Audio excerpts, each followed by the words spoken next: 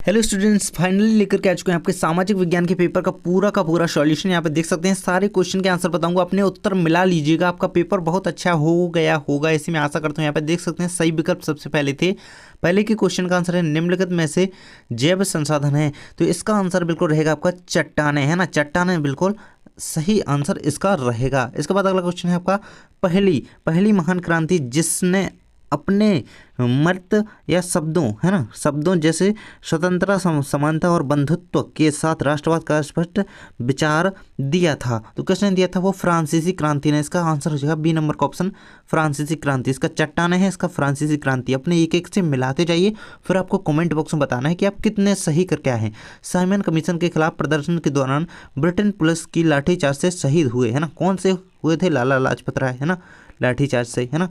इसके बाद अगला क्वेश्चन है लोकतंत्र के लिए आवश्यक है, तो क्या? धन, बल, शिक्षा, निरंकुशता, स्वतंत्र और निष्पक्ष चुनाव, है ना। तो यही आवश्यक है लोकतंत्र के लिए, स्वतंत्र और निष्पक्ष चुनाव। इसके बाद है समवर्ती सूची का विषय है, समवर्ती सूची का विषय है शिक्षा, बैंकिंग, सिंचाई, पुलिस। तो क्या है इसका?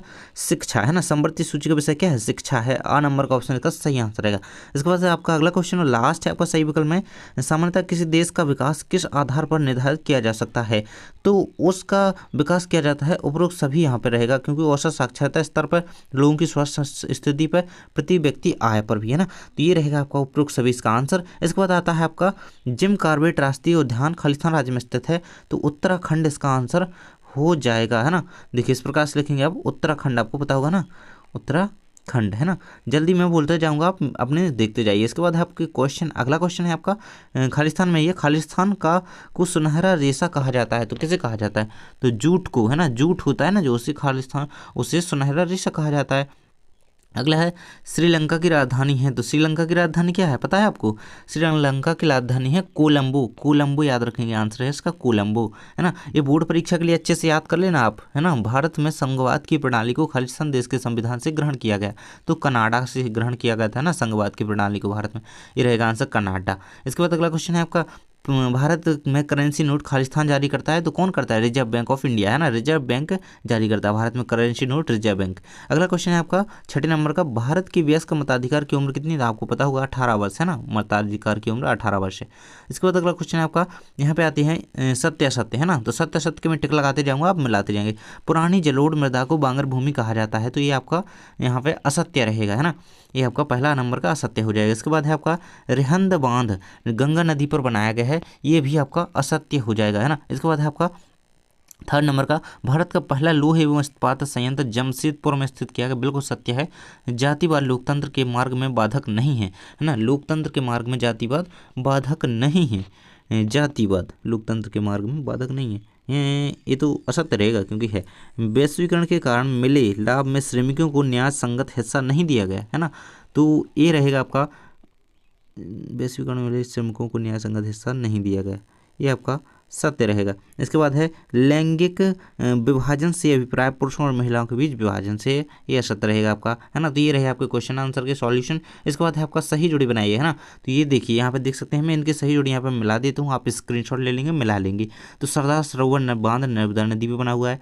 हीराकुंड बांध जो है वो यहाँ पे महानदी पे बना हुआ है। सोयाबीन जो है मध्य प्रदेश में अच्छा उत्पादन होता है इसका। औद्योगिक क्रांति है जो इंग्लैंड में हुई थी। बिस्मार्क है जर्मनी से रिलेट करता है। सर्वाधिक साक्षर राज्य हमारे भारत का केरल।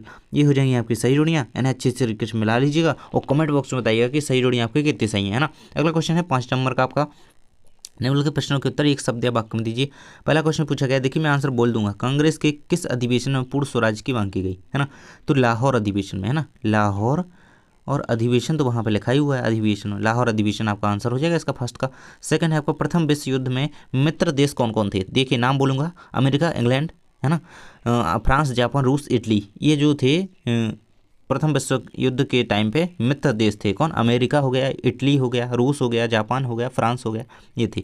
इसके बाद प्रति व्यक्ति आय ज्ञात करने का सूत्र लिखिए। तो होता है प्रति व्यक्ति आय का सूत्र जो होता है, प्रति व्यक्ति आय बराबर राष्ट्रीय आय बटी जनसंख्या, है ना। प्रति व्यक्ति आय बराबर राष्ट्रीय आय, है ना, राष्ट्रीय आय बटे जनसंख्या, है ना, जनसंख्या। तो ये रहेगा आपका सूत्र, इसका याद कर लीजिएगा। इसके बाद है विकास की प्रारंभिक अवस्था में सबसे महत्वपूर्ण क्षेत्रक कौन सा है?